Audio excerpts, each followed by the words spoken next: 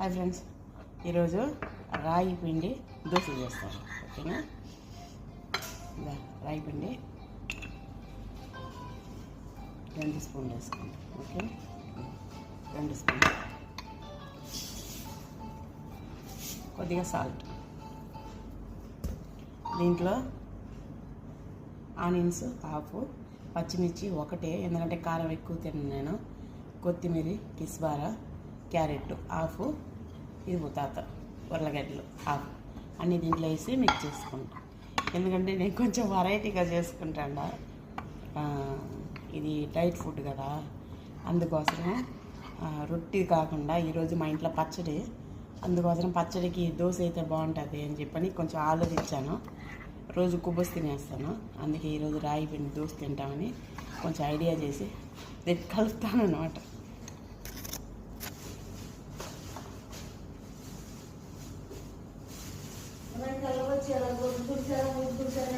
అవును, తిడతాడు. ఎత్తుటది దీంట్లో లాగేస్తుంది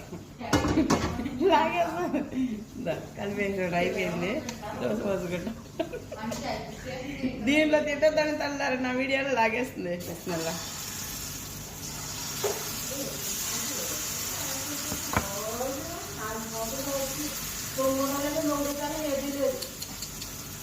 రత్న దీనిలో లాగేసింది నోర్మయ్యి.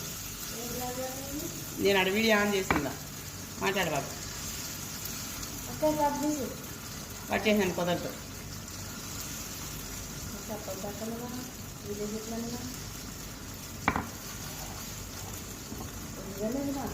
నిజమే అంత వీడియో ఆన్లో ఉంది చూడు.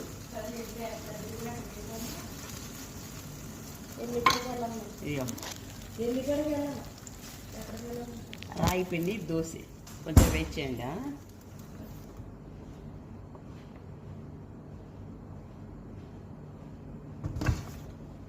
డైట్ చేసేవాళ్ళు ఆయిల్ ఎక్కువ వేసుకోవాలి. ఒక హాఫ్ స్పూన్ అయితే సరిపోతుంది. ఓకేనా? నాకు 3 దోశలు వస్తుంది, నేను 2 వేసుకోతాను. రేపు ఉదయాన్నే ఇంకోటి వేసుకుంటాను. అంటే దీంట్లో క్యారెట్, ఉర్లగడ్డ అవి కలుపుతాం కదా, అందుకోసం బాగా లో ఫ్లేమ్లో పెట్టుకోవాలి. హై ఫ్లేమ్లో పెట్టుకున్నాం అనుకో నల్లగా మాడిపోతుంది. ఇంకా ఇంకోటి అవుతుంది, రేపు పొద్దున్న వేసుకుంది. 2 అయితే సరిపోతుంది.